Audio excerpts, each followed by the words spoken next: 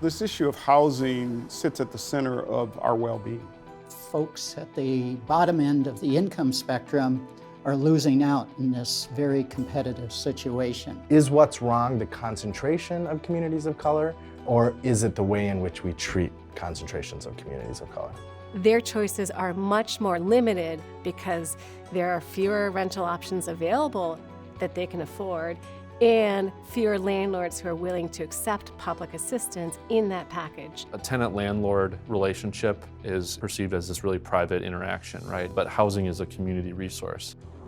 You can't afford it, your credit isn't good enough, where you gonna go? I mean, you're making $9.50 an hour. Poor people need a place to stay. It feels like we're being thrown out on the street and everyone's turning their back on us. If you've been at a place for 15 years, that's home for you. We already need Quonset huts and FEMA trailers. We are well beyond a crisis. Sold Out, Affordable Housing at Risk is a TPT Partnerships co-production of the Minnesota Housing Partnership and Twin Cities PBS. Funding has been provided by the McKnight Foundation, the Metropolitan Council, Family Housing Fund, and Greater Minnesota Housing Fund, with additional funding from Aon and Beacon Interfaith Housing. The apartment complex known until recently as Crossroads at Penn has been a fixture of Richfield, Minnesota for decades. Built in 1968, Crossroads was the third largest apartment community in the Twin Cities, with 700 units spread over 5 buildings. There were 2,300 residents here. It almost needed its own zip code. You know, it was like a little city, a very multicultural community, all ages and stages of life, people working, non-working, some disabled, persons of color, people immigrating to the United States.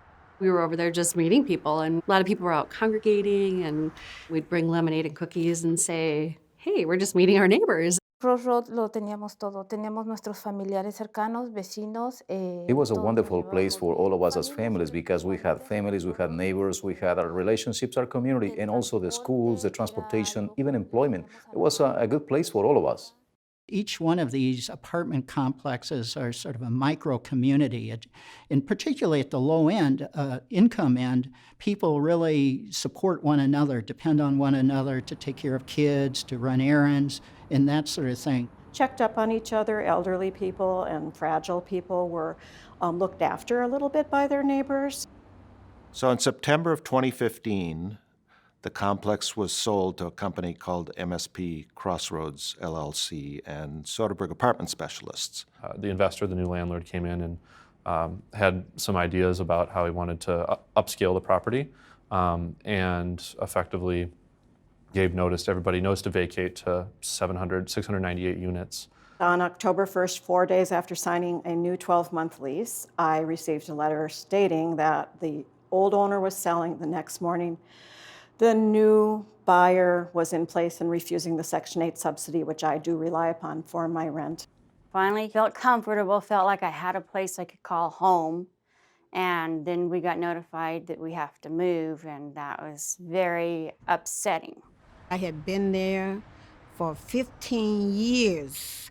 And then for me to have a month notice that I got to leave, it was really devastating.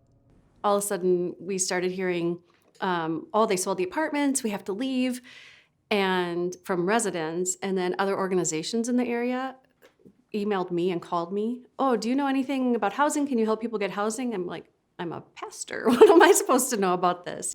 We started getting inquiries from renters at this complex who had gotten this notice to vacate and were very concerned about what the notice said and what the new criteria was and sort of the new plans for the complex.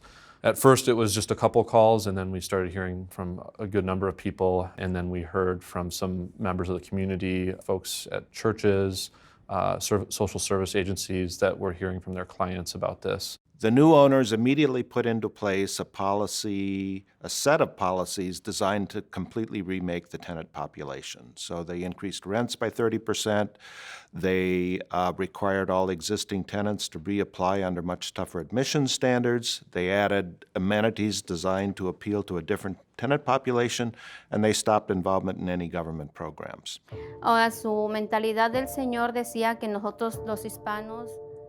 What the new owner wanted is basically remove African Americans and Latinos because they were giving a bad image in the community with these apartments. And so he wanted to attract wealthy people to represent better the community in his own words. And then for the hear the guys get up in the newspaper and say, I'm an undesirable resident. And he don't even know who I am. He don't know how I live, but I'm an undesirable resident to be living here. This new investor did not take it upon himself to learn, to know us or to find out who actually lived here at the time that he took. He willingly took on a property that had all these populations. You don't treat people like that. You don't do people like that. I don't care where you're from, how much money you got, but you just don't do people like that. I feel bad about what they're doing to us.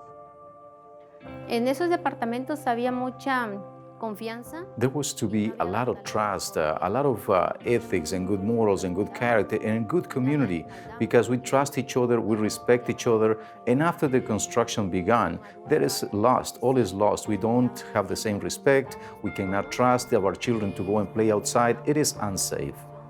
I don't think this kind of renovations in an apartment where people are living, this big of a renovation should be happening at all because it's a disruption to people's lives. A lot of these tenants aren't coming and aren't speaking up because they're afraid. People had to move either because of a new screening criteria that they had to deal with, minimum income requirements, rental screening background in terms of criminal background and evictions on their rental history. There was a rent increase, and then the new landlord stopped taking any type of rental subsidies. Well, ain't nobody able to stay.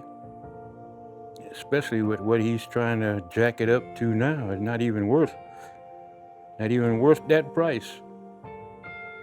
But the rent went up from what I was paying, like $730 a month. It went up to one bedroom, went up to $1,300.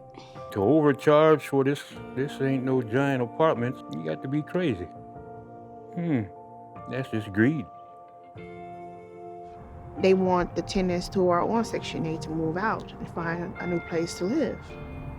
And then these landlords want 2 and 3 times the rent. If I had 2 and 3 times the rent, do you think I'd need Section 8? They were telling me with the letter that they were targeting credit scores.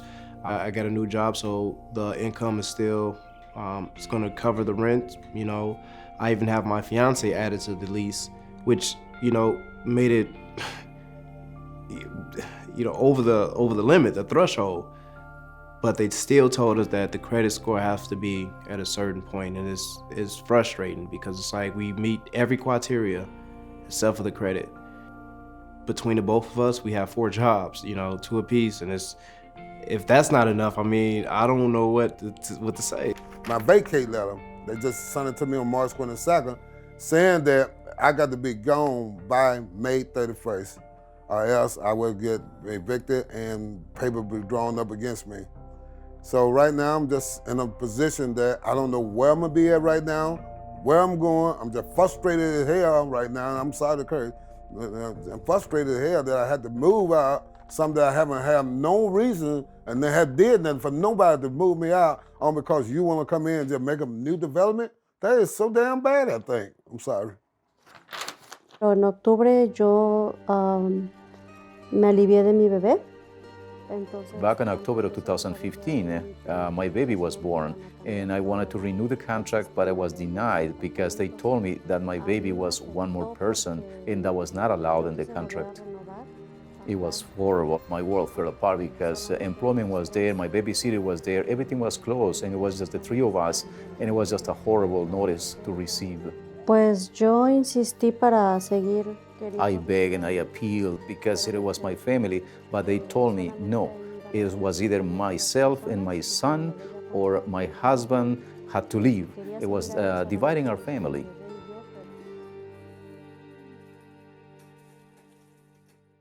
It's useful to understand why this is happening. It's not always happening because somebody is extremely greedy. This is the culmination of a lot of history in housing. Post-World War II, a lot of single-family home development and subdivision building, and a lot of us were raised in those neighborhoods.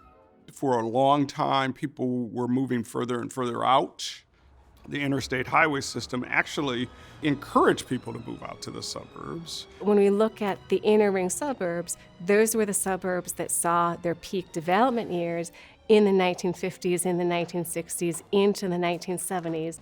The federal housing policy also encouraged segregation and encouraged people to move into suburban communities. The majority of people of color in the seven-county area lived in Minneapolis and St. Paul.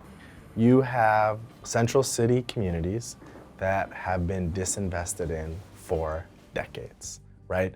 And so the public sector has disinvested from them, the private sector has disinvested from them. They've become the homes to, generations of communities of color. So if you were a low-income person in the 1970s, 80s, and 90s, you couldn't get a home. You couldn't afford to buy a home, but you could afford your $400 or $500 a month rent. And that's been your whole life. You raise your family in an apartment, your parents lived in an apartment, your kids are gonna live in an apartment probably. In the 80s and 90s, there was a lot of not in my backyard kind of behavior that prohibited the natural development of affordable housing within the region. We didn't build housing during the 1990s and early 2000s. Through the 2000s, we saw significant growth in single-family home ownership, lots of development, lots of large new houses. A lot of new subdivisions in the outlying areas of the metro, and people were driving to affordability. Our business was terrible, and I think a lot of people don't realize that, but we were struggling to maintain occupancy. We were having negative rent growth, expenses were going up. It made a lot of really good renters into bad homeowners.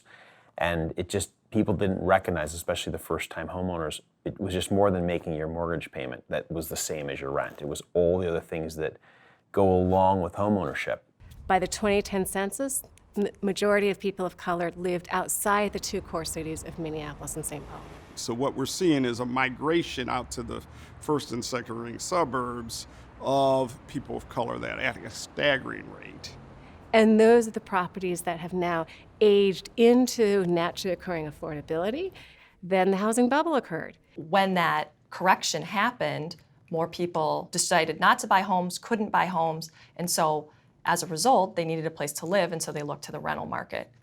And in the aftermath of the housing bubble, what we're seeing is that more people are choosing to rent rather than to own their own homes.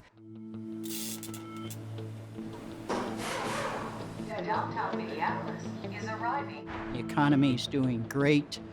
There's a lot of jobs coming into the area. Our region has experienced population growth. In addition to having a strong economy, there's a renewed interest in moving into the center cities. We're seeing population growth in the core cities in a way that we hadn't seen in the previous nearly 4 decades.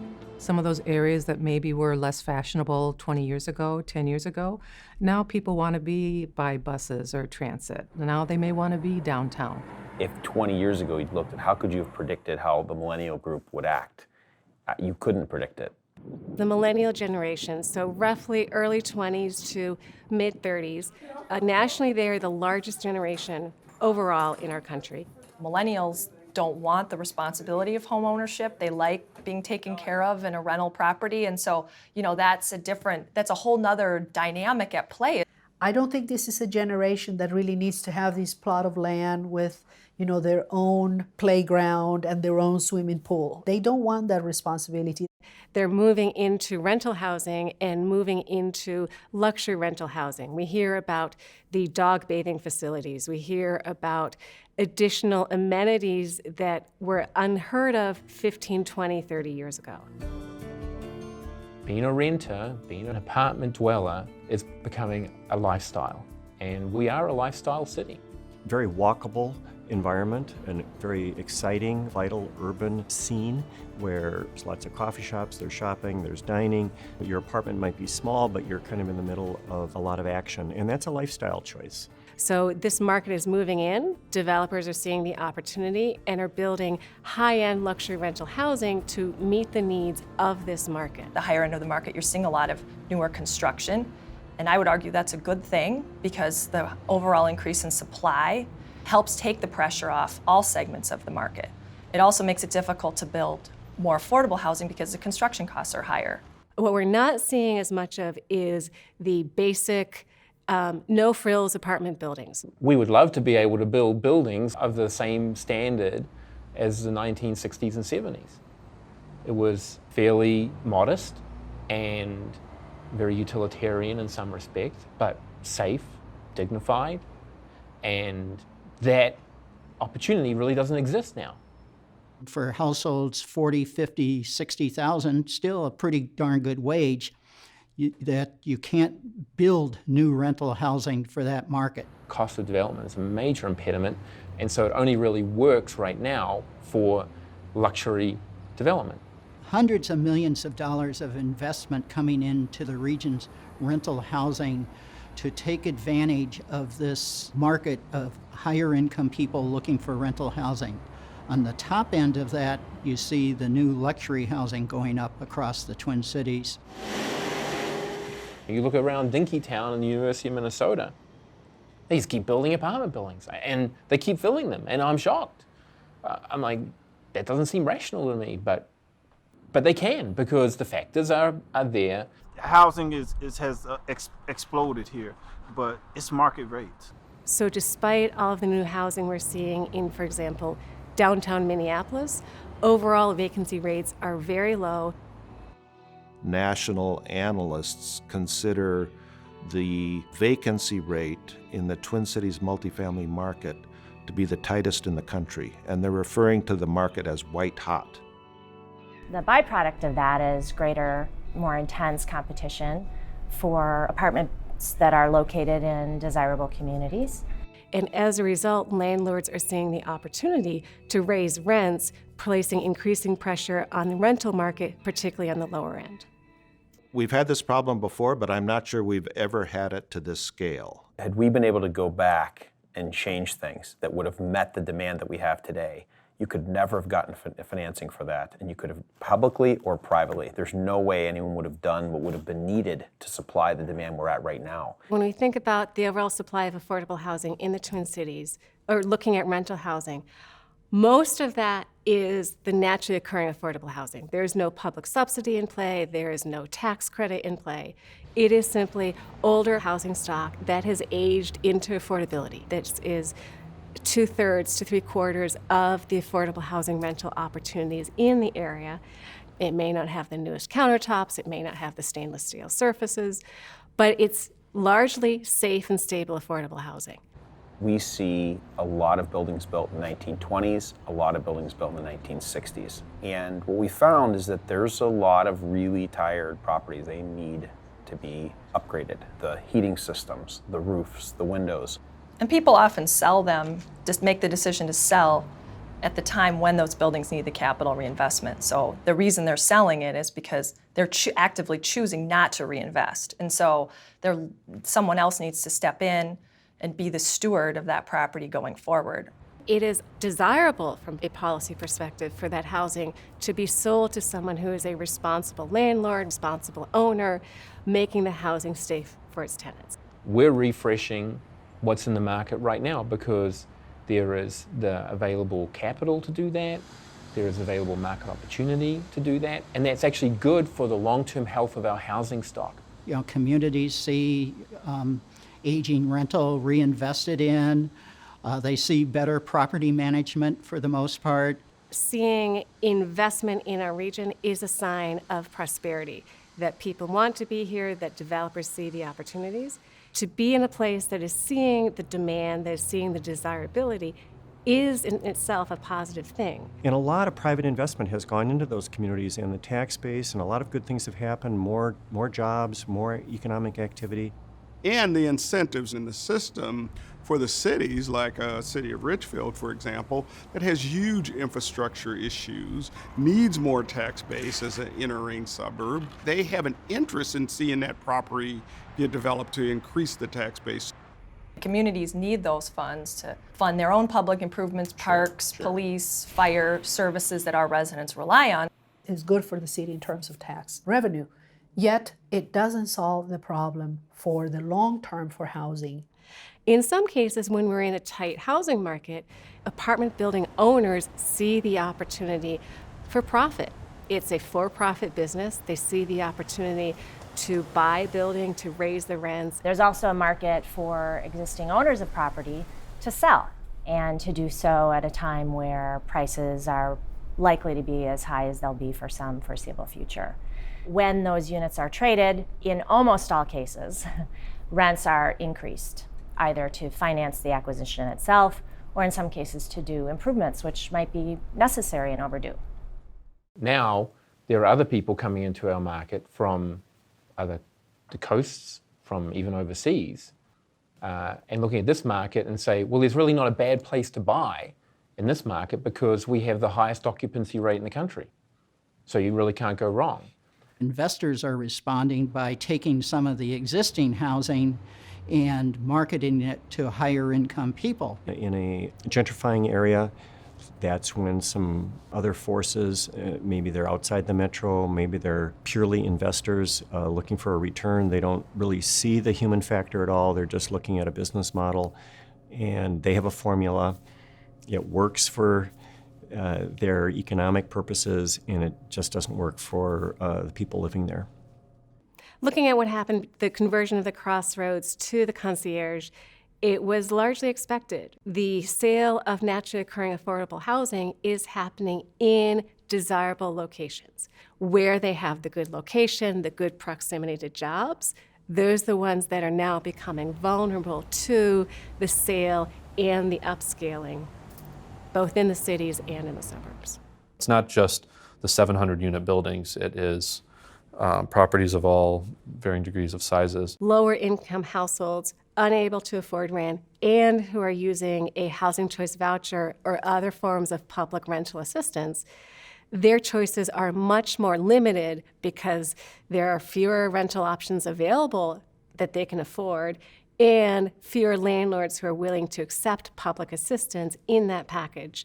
The market works for those of middle and upper incomes very well. They can afford to pay the higher rents when they get raised. The market never works for somebody with a really low income. And when we're in a rental market where landlords can be picky and pick the highest income renters who come to them, there's a natural economic incentive for landlords to choose higher income renters and making lower income renters have fewer and fewer choices in the region. So these will take, right? If the market kind of moves that in a direction that displaces these people, they have no place to go. There is no place to go for these individuals. There's a large population of folks who have been living here who really are being priced out of that housing situation. People who have lived there in many cases for 10 years, 20 years, long-time residents, can't afford the new rents. They have to move out. That moves the challenge to another community. For the market overall, it's positive to have that level of investment. For the individual families who are losing options and have to find other places to live, it is devastating.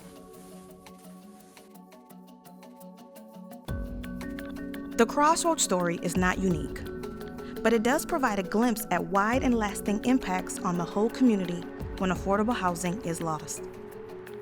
If you don't have safe, stable, and decent affordable housing, there's numerous demographic studies that show that that has deleterious effects for you the rest of your life. I met with a lady this morning at the mailbox. She's been here for 18 years. She got cancer. She don't know where she's gonna go. She got to be out on the same letter right here, May 31st. You got the same letter. She got to go. She is like 79, 80 years old, and she barely can walk, but she says she don't know what she's gonna do and what's gonna happen to her. Some people left immediately because they were terrified. Persons without Social Security card just disappeared. I know some of the neighbors didn't have any place to go. Had to just throw their things away and go whenever they could. Some of them end up going to the shelter. This ain't fair. This ain't fair. Now, us poor people, we're trying. We are going out here. We're trying to better ourselves. We're trying to find a new way. It feels like we're being thrown out on the street and everyone's turning their back on us.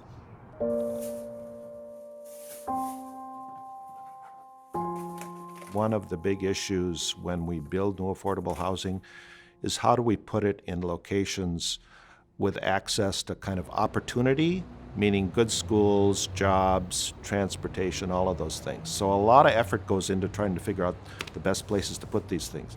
Ironically, this was a great place, and now it's gone. There's just waves of impact here from this social change that's going on now. Just think about the families that could have been, torn apart, especially, your from kids and your school and your friends and jobs. And the Crossroads displacement had a huge impact on the Richfield Public Schools. We had actually made a large investment in classrooms and adding classroom teachers to try to reduce our class sizes, to try to increase the individual attention to each of our students. And then unexpectedly, we learned that approximately 140 of our students would be impacted by a large transition to a housing change that we hadn't known about. We had 140 school children here who were asked to leave within 30 days. And the superintendent did intervene that, and he asked that they please allow the school children to complete the school year. From a student perspective, we actually lost over the course of that year to the launch of this year 51 of our students. At least 30 of those didn't make it through the school year. And so while we worked together with the city of Richfield and we worked with the Crossroads concierge folk to try to maintain as much educational stability as possible, I think many of the students and families seeing the writing on the wall of that particular property made plans to transition their housing during the course of that year. Just think of the disruption for all those kids having to change to a new school system and the setbacks that typically revolve around that. For students' ability to perform, to advance in school and really get out of school what they need to get so that they can join the workforce and be productive, that gets eroded incredibly. Mis hijos no sé a qué escuela ahora los voy a llevar, tienen que empezar de nuevo todo, pero my kids, I don't know what school they're going to go to. They got to start from all over again. That's just how it's got to be for them. Estaba feliz aquí, pero he's happy here, but we gotta go. The next year, with the loss of enrollment, we ended up losing not just teacher FTE, but 31 staff between licensed teachers, non-licensed teachers, and administrators. So in the legislature, we provide the funding for each kid. That kid brings those dollars to the school. If the kid leaves the school, the kid is taking the dollars with her. I read the requirements of housing. It's basically an apartment complex that doesn't have children. Our number of students coming from that complex has gone to almost nothing. And that impact continues to be felt as there are not families obviously moving in, and so ongoing there is that reduction in enrollment that doesn't impact us just one time, but now families aren't refilling those spots, and so it's sort of a long-term negative impact on the district. The same is true for business. In the area, a lot of the business that cater to these particular families that were living there, the small store, the small panaderia that was thriving, is no longer there. They have to move to where the families go. And that really, creates an economic decline that it is very problematic for communities. Some of the people have come to worship with us. If they want to keep coming, we actually have to go pick them up because there's no public transportation, especially not on weekend. We're a small community, so the ramifications are just immense. If that is the church you went to, the schools your kids attended, the businesses that you've created as a community or frequented and supported, I would imagine that there are all sorts of negative consequences that come from being dispersed. It is a significant issue in economic terms, in academic terms, in terms of health for all the communities that are impacted now.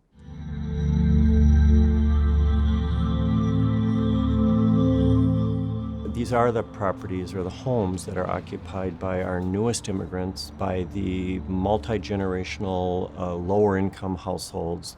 Maybe they haven't had the advantages of a master's degree or liberal arts education, so they're working service jobs, they're working in hospitality, they're working in manufacturing. And that population really is the bulk of our workforce. People who are working hard every day, and yet they cannot afford to pay the rent. Because we've concentrated affordable housing in these places, when this happens, it has a huge ripple effect on those populations. So the fact that we've had policies that segregated people by race historically or by class, when these things occur, it has a huge negative effect. The location was really good for them in terms of access to the things they needed close by. Now they're scattered all over the place, and it's greatly compounded the difficulties of their life of figuring out how do they get so much farther to their job, how do they get back to their doctor, how do they get to the grocery store. They don't all have cars, they're dependent on public transportation. It's a big challenge. The market conditions have changed rent levels, and I think it's exposed a whole set of renters that maybe were right on the edge, not a lot of extra disposable income, and it's pushed them to a point now where it's like, it's tight, getting by. It's a huge group of people that are pushed to that point. And so now they're out in a housing market in which they are going to be stretched even thinner, reducing the margin in their life even more. But when households are paying at 50% or more of their income on rent, there's not a lot of room for other things that we need for daily life, and this becomes a very hard pressure for households to undertake. When you look at those statistics about what compromises people are making just to maintain housing, you might be able to imagine that a family can sustain, a month of not going to the doctor or a month of being extra frugal at the grocery store. But if this becomes a steady state and you're making those compromises, this is something that we will see come back to the public sector in much higher costs in the long run. What happens if this neighborhood transitions, if this neighborhood changes, if this building is sold? We know exactly what is going to happen. Hundreds, thousands of families are going to be displaced, and we don't have a plan B for these families. And so increasing poverty, these families are displaced, many of them will be homeless. Most of the time that, they're applying that they having problem, just finding housing, period. So we get quite a few people that really come in, with the problem of housing and affordability. Once they leave work, they ride the train back and forth till it's time to come to work again, and they're a disaster when they get here at 10 o'clock. They're very unproductive and they're hungry. These children would not do well in the schools, and then we're going to have school dropouts, and that increases the numbers in our prisons, and that is the consequence that we pay, and as taxpayers you pay more. And so we can't pretend that the consequences are not going to come back to each and every one of us. It's sad because here was community. Yeah, it was community. It was. Everybody knew everybody. Yeah. It was nice. Yeah, I mean, it was hard to leave because a lot, I'm gonna say friends, my friends were here. It was just a safe place and a home. And it was really nice, and I liked that. And they don't, it's not gonna be here like that no more. Ahora que todos nos separamos, ha sido un tanto difícil. Now it's difficult because now we spread out. We don't have the same support, our families, our neighbors, our community. We used to take care of each other's children and so on, and now we don't have that. We're divided. Como nos conocíamos cuando hacíamos, por ejemplo, una carne asada. We used to have lunches, picnics, and enjoy each other's company, and we will watch each other's kids and children, and that was fun and safe. Now, at the places that we are, it is a different story. We might have to face challenging situations like paying for daycare and all of those expenses, things that we used to enjoy for free. And now it is difficult because where we're going, there is not the community that we built here. So you see a community being torn apart. And you have a whole group of people that end up being displaced in a situation where there's very little affordable housing to begin with. where you're gonna go. I mean, you're making $9.50 an hour. That's not quite gonna get you a good place to stay and food on the table. Fewer and fewer affordable units and more people competing to try to get into them. Then another complex is doing the same thing where it's sold and people are being displaced. So there's more competition. And yes, and these other apartments that know what's going on are taking advantage and raising the rents. In the past 2 months, I got shown one place. Okay, now mind you, I've applied everywhere. There's no guarantee that there's, any vacancies, available that may accept Section 8 housing. It's going to be pretty hard. You're forced to move in neighborhoods that you don't want to, reside in. They don't got no choice. We're left where nobody wants to be. Desafortunadamente, al lugar donde nos... Unfortunately, the place where we're at right now, it was much worse. The new place has been a bad experience overall. The rent is higher, there is not the same safe conditions for our children especially. Not a good experience. I want to put this whole thing behind me. So what can be done? Clearly, there's no single solution, and a range of creative responses will be needed. For the residents of Crossroads, their first step was to organize. When problems start to surface at a building, the ability of tenants to connect with each other and understand the problem and their rights and responsibilities is critical, and that's why tenant organizing is an absolutely critical first step. We were lucky enough to have some capacity to get out there and door knock and go from door to door. Some of the residents then started volunteering to do some of that work themselves. And the meetings that were held at this church, there were hundreds of residents that were there. And I think there was this realization that we're all facing the same issue and there is something we can do about it. As people realize they're in a common situation, suffering a similar plight, and they can come together and organize, it's a really powerful way to address some of the larger issues. Some of the tenants sort of set up building leaders, and then some of the residents also at one point decided to come to the city council and speak about the experiences they were facing. The residents started getting organized, they were referred to us, and the upshot was the residents filed a class action in federal court under the Fair Housing Act challenging the defendants' actions. This was a case in which the defendants were remaking the tenant population so that it would drastically reduce the number of people protected by the Fair Housing Act, people of color and disabled people, changing to a young, urban, professional, largely white population. And that violates the Fair Housing Act in two ways. One, it's intentional discrimination, but it also violates a section of the Act that prohibits disparate impact.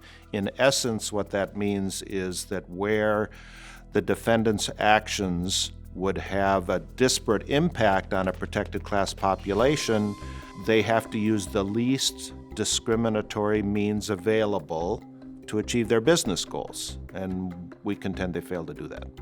We don't know the final outcome, of course, because the lawsuit is still pending, but the court ultimately concluded was the legal and factual issues in the case were too complex to make a quick decision. So that just shows the challenges that our legal system has in dealing quickly with very complex issues. But the other key thing, on a more positive note, is the court ultimately ruled that this is the kind of situation that can be covered by the Fair Housing Act, and that is a groundbreaking ruling. And so, we'll see what happens with the lawsuit, but I think it's set an example of this is a serious problem that needs to be dealt with. This crisis in affordable rental housing goes far beyond the Crossroads example, affecting hundreds of other properties, large and small, across the region. So what role does government play in shaping public policy to meet the crisis? When the market isn't working, that's a place where government intervenes. And I think there is agreement across the political spectrum that government's role should be to actually foster the market to work well. Policy and regulation will not solve market demand versus supply issues. It's not a solution. It's not a good long-term solution. It might feel good or it might sound good, but I think oftentimes that's not what's going to solve the supply issue. Our public policy tools for dealing with this problem are really lacking. and partly because this is a traditional private enterprise, this part of the affordable housing sector, so we haven't had tools to deal with it. There's no like, here's the 3 things that you can do so that everybody is fairly housed by Friday. It's an adaptive challenge that requires behavior change. It requires a new allocation of resources and a new will to make the kind of persistent, durable investments that we make, to be honest, in other communities, but that we have not done in the places in which communities of color call home. It's a cyclical market. Time takes care of that. The Class A buildings of today are the Class B buildings of tomorrow. Unfortunately, that's not an answer for people who are looking for housing right now and they need someplace to live next month. Well, it's going to be better in 10 years' time. Well, so we get that. In 2014, the region was able to build 770 new affordable units using all of our resources and all of our efforts. When the 700 units in Crossroads were converted, that in effect canceled out virtually all of that gain from that year's worth of effort. If this is ultimately a supply and demand issue, why not just increase the supply? First and foremost is that we have to try to increase the supply of non-luxury rental housing, because ultimately this is a supply and demand, and it's very challenging to push against the market. So you have to work with the market, and that means for local governments is to look at their zoning, allow more places that multifamily housing can be created. Cities need to be more pro-development, especially for multifamily.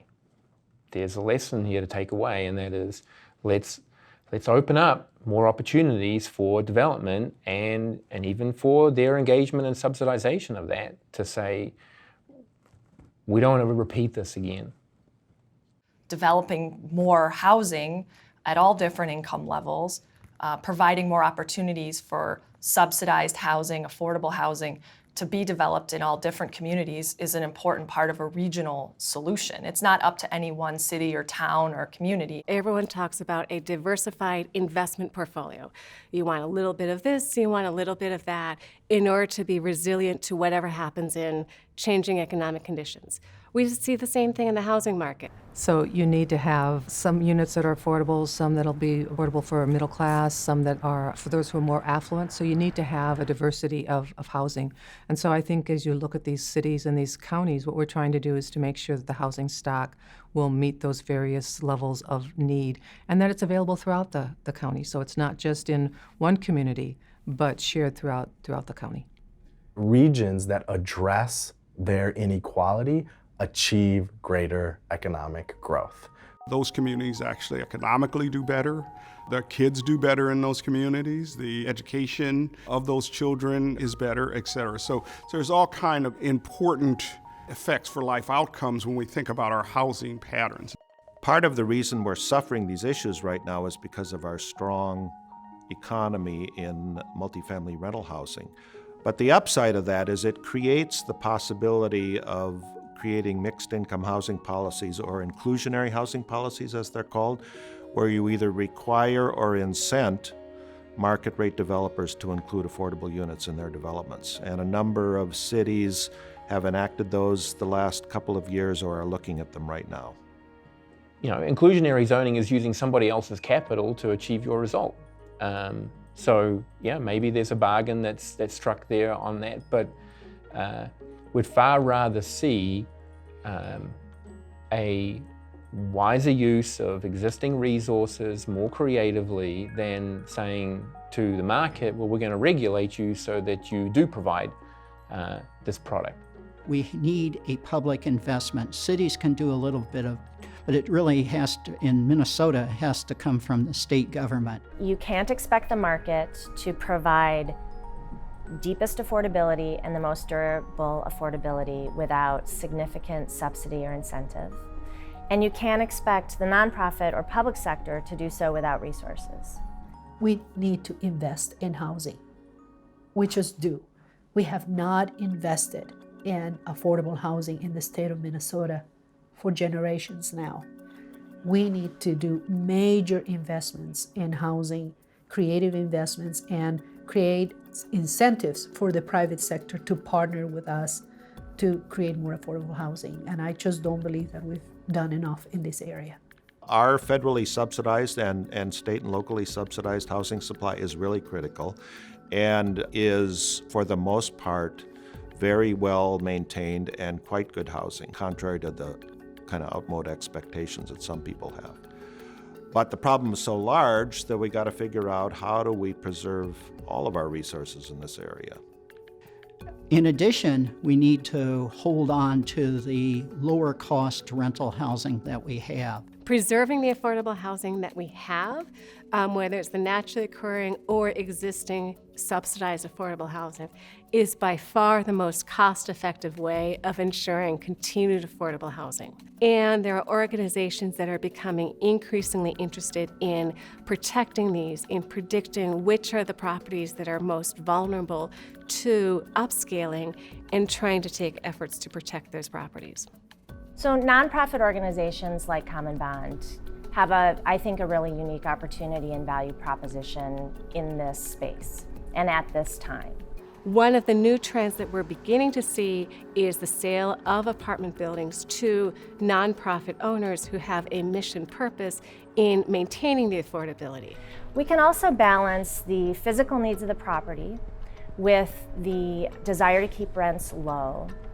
And to the extent that we have concessionary capital, cheap and patient money, we can then make more concessions on rent and make more improvements to property because our return expectations are lower.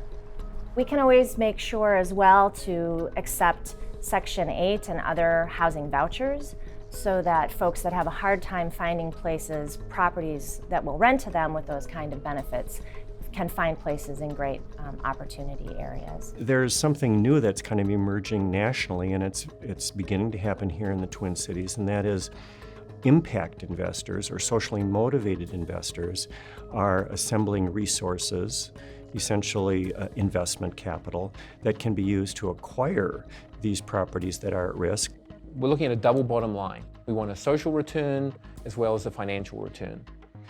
The reason I think that socially motivated investors are beginning to be attracted and beginning to make investments in affordable housing, in naturally affordable housing, is because it is a good investment. Individuals and institutions who are interested in working in this space are willing to make a little less than they would in other investments and have a patient eye toward the future can help us preserve affordability for low-income people.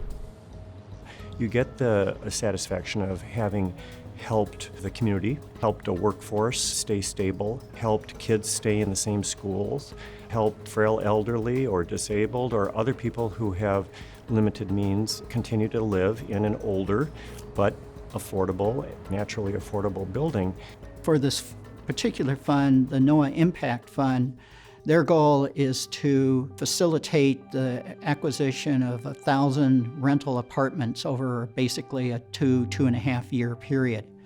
And hopefully that goes well, and then they'll repeat it and repeat it and repeat it. That is going to be proof of concept. Can you satisfy the needs of the community and keep rents affordable and repay the investors on time? And by doing that, attract the interest of other investors at a greater scale, or at least continue to repeat the process over time. And that is our plan of action.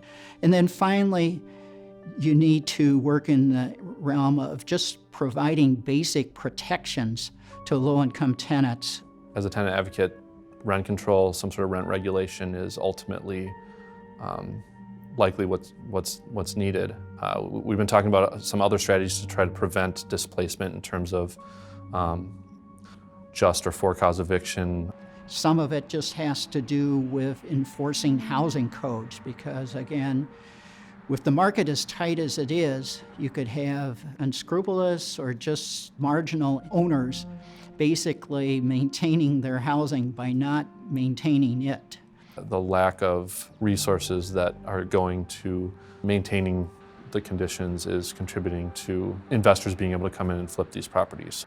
It is that multi-pronged strategy of a legal strategy, an electoral strategy, right, that gets elected officials who truly reflect and represent the people in those communities. It is public policy, land use, zoning, it is organizing and building power.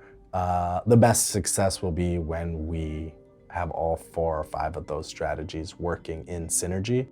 I think it's really up to the political leaders, both rural and urban. It's really up to each citizen in our community to actually step up to the plate and really think about what kind of community we want to be in. Because, you know, people of color, low-income people aren't going anywhere, right? And just blaming them and shutting the door in your nice, cozy room isn't going to save you either. Or building walls isn't going to save us. What's really going to save us is us actually saying, here's what it takes to move up in our society, and then holding people accountable to that. So we should be doing those things that can take the world as it is and make it better. And at the same time, I think we have to go much further upstream, and we have to really address some of these larger structural and institutional and human issues, I don't know what the right word is, that essentially, again, is prioritizing who gets resources in our cities and regions, who gets the persistent, durable investments that can make a community strong and vital and thriving. I think the hope for the future lies in a change in mindset. I think we have to start looking at affordable housing as critical infrastructure. And what I mean by that is that we cannot assume that housing, particularly affordable housing, will be a natural byproduct of a healthy economy and a healthy society. We have to understand that housing is actually a key ingredient for a healthy economy and a healthy society. And so we need to invest in it. It is a critical investment that we can make as a community in order to maintain our prosperity and make the Twin Cities a better place to live.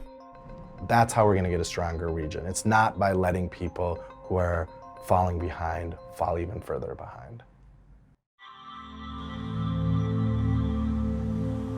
The tenants have largely been almost completely displaced. According to information from the defendants, 96% of the tenants who were present at the time of the acquisition are now gone. They're scattered all over the region.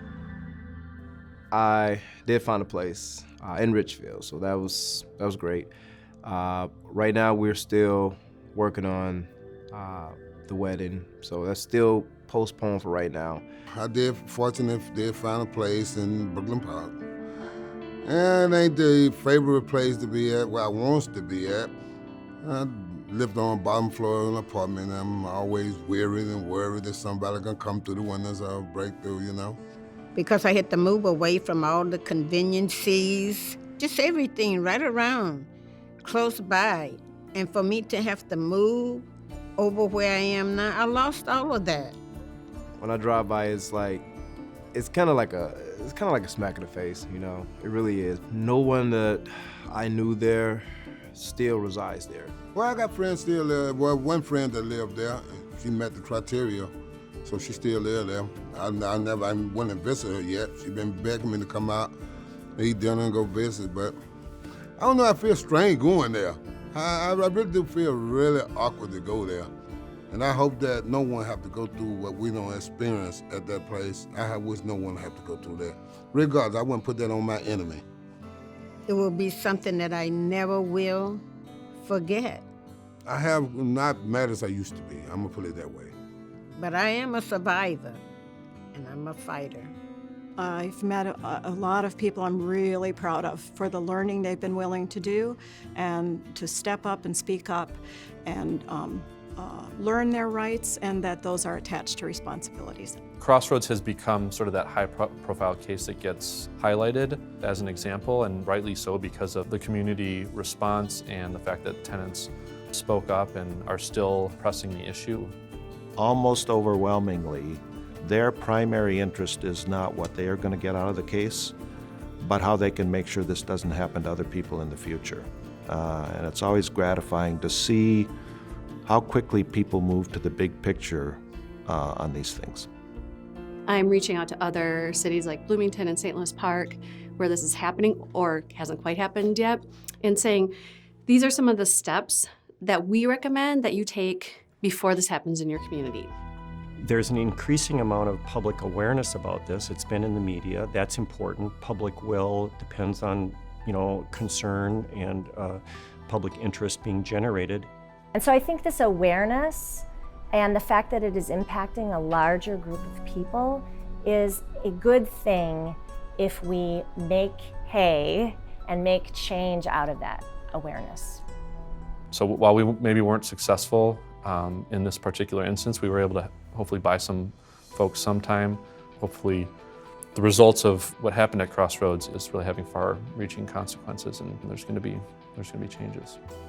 How brave and how courageous people have been to stand up and to be themselves and to bring their lives forward and expose their own individual situations and take those types of risks to try to make this better for everyone to come after.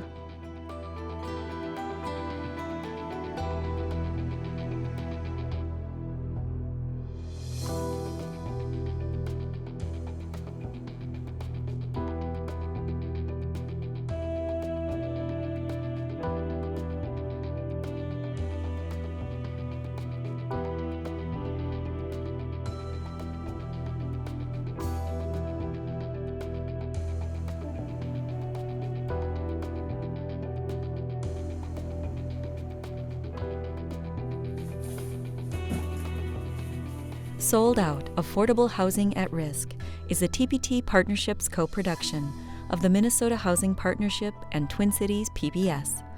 Funding has been provided by the McKnight Foundation, the Metropolitan Council, Family Housing Fund, and Greater Minnesota Housing Fund, with additional funding from AON and Beacon Interfaith Housing.